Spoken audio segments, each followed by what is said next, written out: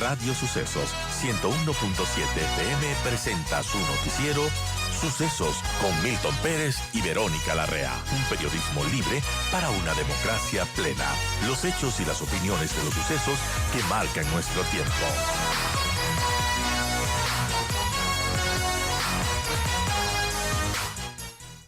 Bien, son las 7:45 y nosotros continuamos con más entrevistas. Así nosotros vamos a hablar con Arturo Moscoso sobre la situación que está atravesando nuestro país, sobre los temas urgentes e importantes que deberá enfrentar el gobierno del presidente Daniel Noboa. Y, por ejemplo, en el Parlamento, la alianza del gobierno con los socialcristianos y los correístas de RC mantiene la gobernabilidad. Así están avanzando en la aprobación de leyes. Parece que el segundo proyecto urgente también, que tiene que ver con eficiencia energética, va a ser aprobado sin mayores problemas, pero también hay voces que comienzan a señalar la falta de acciones concretas para resolver los problemas del país. Y luego de más de un mes de gestión, el gobierno de Daniel Noboa navega en un mar prácticamente en calma. Son los eventos de violencia en Esmeraldas del 29 de diciembre han trastocado este ambiente de gobernabilidad y calma dentro de la nueva administración. También tenemos el caso Metástasis, que causó un verdadero remesón en el Poder Judicial y podría decirse que le dio un espaldarazo al mandatario tras la acción de la Fiscalía, en la que importantes personalidades del Consejo de la Judicatura fueron señalados por su presunta vinculación con el narcotráfico y organizaciones criminales. Además, en el seno de la Asamblea, la alianza entre los socialcristianos y RC y el gobierno, Acción Democrática Nacional, ADN, sigue avanzando ante una casi inexistente oposición por ahora, pues a pesar de presentar sus observaciones a los proyectos, la Alianza Legislativa sanciona la línea impuesta desde Carondelet. Algunas voces también comienzan a levantar su voz, a mostrar críticas con el objetivo de que la dirección del gobierno cambie, fundamentalmente temas de seguridad. Y aunque se entiende que, bueno, unos poco más de un mes, unos 40 días es un tiempo corto para hacer cambios en lo político, la realidad es que el país obliga al gobierno a responder con mayor celeridad y eficacia, tomando decisiones concretas. Y, por ejemplo, las críticas y las presiones sobre el régimen parecen abrirse camino ante la falta de respuestas en materia de seguridad, sobre todo a pesar del discurso del gobierno que trata de mostrar avances. La realidad dice lo contrario. Y bueno, eh, parte de las acciones quizás es lo más importante que podemos comentar en este día, en este miércoles 3 de enero, es estas preguntas que ya se conocen para la consulta popular, y la mayoría tiene que ver justamente con temas de seguridad, con temas de que las Fuerzas Armadas puedan intervenir y puedan hacer algo para apoyar a la policía en sus labores. Y muchas de las preguntas, o diría que todas las preguntas, podrían haberse tranquilamente tramitado en la Asamblea Nacional, pero ha sido el Ejecutivo el que ha decidido que se tramiten en el pueblo, que se pregunte al pueblo. Estamos ya con Arturo Moscoso. Gracias, Arturo, por estar con nosotros. Arturo es director de la Escuela de Relaciones Internacionales de la UID, también es analista político, y bueno, estamos con él para conversar todo sobre esta situación que vive el país, sobre cómo empezamos este 2024 y los retos los retos del gobierno en este nuevo año, y también cómo ve Arturo estas acciones que ha tenido el Ejecutivo, las críticas también que se han hecho en torno a que, bueno, parece que no arranca el tema de lucha contra la inseguridad, pero ¿cómo ha visto Arturo en general estos 40 días de gestión, un poco más del gobierno de Daniel Noboa? Bienvenido. Buenos días, Verónica. Gracias por la invitación. Un feliz año y también para la audiencia que nos escucha. Bueno, como tú decías, un arranque en calma de la gestión del gobierno, que sin embargo todavía mantiene oscuridad en cuanto al pacto que ha hecho con el Partido Social Cristiano y con el correísmo, ¿no? No sabemos hasta dónde va ese pacto, que incluye por qué el correísmo está apoyando la aprobación de estas leyes, qué va a recibir a cambio. Y eso creo que es importante que la ciudadanía conozca, ¿no? Ujú. Eh, la política se hace en base a acuerdos, no hay que satanizarlos, pero lo que tenemos que conocer los ciudadanos es qué incluyen esos acuerdos, ¿no? Porque cuando no se revelan, cuando no se traslucen sus términos, es porque algo no está bien, ¿no? Si no, ¿por qué no se lo podría decir? Entonces eso me preocupa, eso me preocupa. También me preocupa un poco que se ha visto mucha improvisación en el gobierno en cuanto a los pasos que ha venido dando. Eh, no hubo demoras en la conformación del gabinete, sigue habiendo cambios en el gabinete sin que se explique muy bien por qué. Parece que el gobierno o el presidente no estuvieron trabajando desde antes de la posesión. Parece que todo se hubiera hecho a última hora. Y por último, no se conoce bien cuáles son los planes del gobierno a futuro, ¿no? Se ha hablado de este famoso Plan Fénix, que no conocemos bien de qué se trata. Incluso se nos dijo que parte de o más bien el caso Metástasis era parte de este Plan Fénix, pero no conocemos Así cómo, es. no conocemos en qué sentido era parte de este plan. Entonces, falta de comunicación, falta de transmisión de las ideas o de los planes que tiene el gobierno. No tenemos un vocero del gobierno. Entonces, no, hay algunas cosas que como que no terminan de cuadrar, ¿no?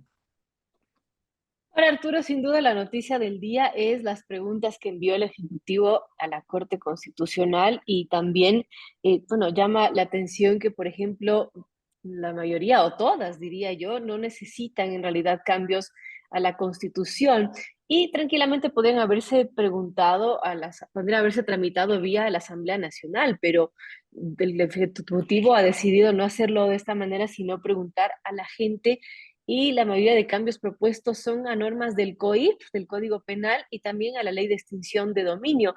¿Cómo ve usted a breve rasgos de estas preguntas que ya ha presentado el Ejecutivo y que, bueno, están en motivo de análisis en estos momentos? Bueno, sí, hemos tenido finalmente conocimiento. Esto tampoco era algo que se conociera. No es oficialmente el texto de las preguntas, parece que se han filtrado. Pero sí, en efecto, ¿no? No hay preguntas de reforma profunda de la Constitución. Constitución. No hay preguntas de reforma política, ¿no? Eso me parece, creo que dice mucho con relación a lo que está pasando en la Asamblea, ¿no? Que a mí me parece esencial que a la gente se le consulte sobre reforma política, sobre los alcances del Consejo de Participación, por ejemplo, o sobre cómo está configurado el sistema de partidos, cómo está configurado el sistema electoral. Y no dice absolutamente nada de eso, ¿no? Básicamente se centran en los temas de seguridad, que evidentemente son importantes, pero no son lo único que debe preocuparnos a los ciudadanos, ¿no?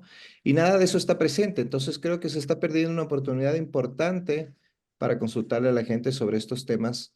Veamos cuándo mismo va a ser la consulta también, porque si es que el presidente no lo hace lo más pronto posible, sus posibilidades de ganarla se van reduciendo y eso le puede costar luego también mucho de su capital político, lo que al final puede redundar en una imposibilidad de reelegirse en el 2025, ¿no? Dado que ya entramos en un año electoral en poquísimo tiempo, ¿no? Claro, ahora también hablando de estas preguntas, por ahí la última, la 11, que se ha filtrado, es una pregunta que resulta un poco extraña, ¿no? Porque no guarda relación con las otras que tienen que ver con seguridad y proponen, ¿está usted de acuerdo con que se permite el funcionamiento de casinos, salas de juegos, casas de apuestas o negocios dedicados a la realización de juegos de azar bajo las condiciones que se detallan en el anexo de la pregunta 11? Obviamente no conocemos los anexos, pero llama la atención que se pregunte sobre esto. Sí, o sea, puede ser relevante en la medida de que yo siempre me puse en la consulta de 2011 a que esa pregunta esté dentro de esa consulta porque es una consulta violatoria de los derechos de las personas, ¿no? Es problema de cada uno si quiere jugar en un casino o no. El Estado no es el papá de nadie como para que controle Ujú. qué hacen los ciudadanos o en qué se gastan su dinero, ¿no? Pero es relevante en este momento preguntar algo así. No lo sé, no lo sé realmente, ¿no? En todo caso, no es una pregunta de fondo que vaya a aportar demasiado. Quizá tal vez por el hecho de que en el juego ahí se genera también impuestos que podrían servirle al gobierno para sustentar su gasto, pero no va a ser una cosa significativa, creo yo, ¿no? Dentro del erario público, el aporte que se puede hacer desde este tipo de juegos de azar, etcétera, ¿no? Eh, puede ser también una pregunta que arrastre cierto apoyo Ujú. al resto de la consulta. Eso se suele hacer, ¿no? Poner preguntas que sean un poco como populares, básicamente, para que arrastren apoyo al resto de preguntas, ¿no? Pero sí, no me parece del todo relevante poner una pregunta, cuando bien se podría haber puesto preguntas en el sentido de los que te decía antes, ¿no? Que es el tema de reforma política y, y reforma al sistema de partidos, ¿no? Así es, y bueno, sobre el tema de qué pasa con el Consejo de Participación Ciudadana, por ejemplo, que también era algo que se escuchaba de las demandas ciudadanas, de qué va a pasar con esto, qué va a pasar con la justicia. En fin, ya conoceremos de manera oficial esas preguntas, vamos a analizarlo también y veamos si es que el gobierno alcanza a hacerlo para marzo, que es lo que se estaría pensando, pero todo depende de lo que diga también la Corte Constitucional, ¿no? Sí, además del tema de la justicia, Vero, es importantísimo porque estamos pasando un momento muy, muy complicado, ¿no? La justicia en el Ecuador nunca ha funcionado bien, lamentablemente.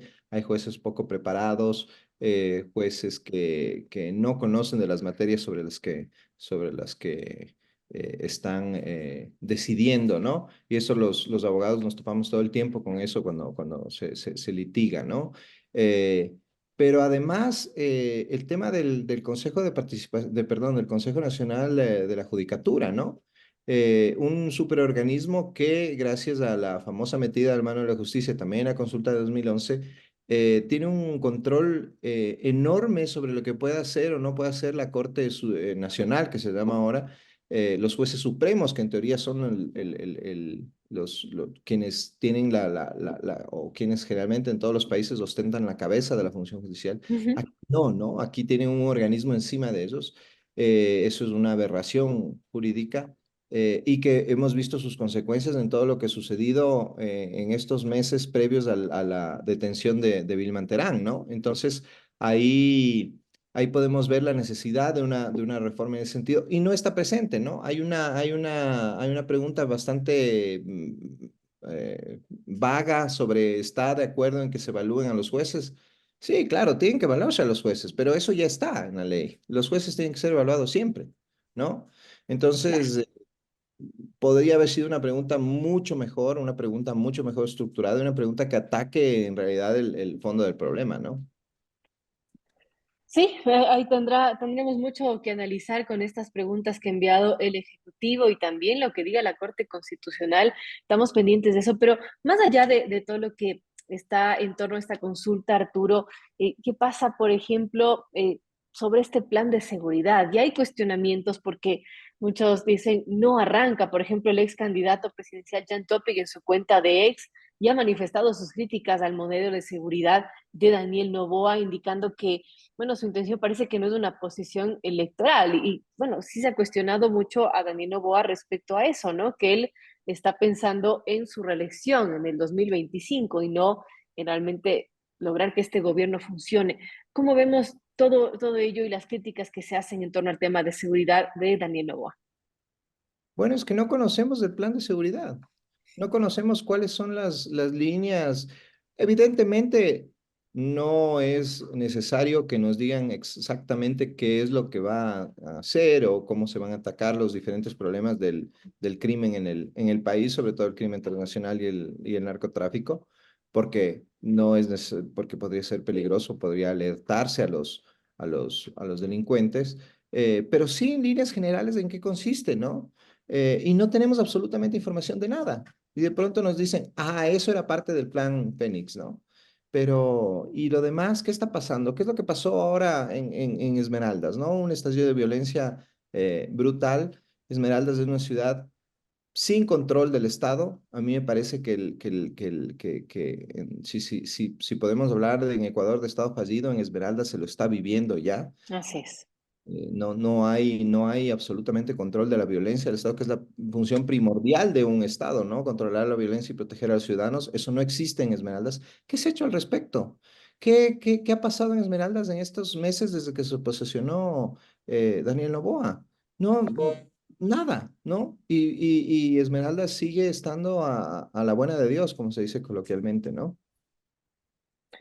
Así es, y lamentablemente también los Esmeraldas, también está Durán como santuarios del crimen organizado. ¿Qué se está haciendo para ello?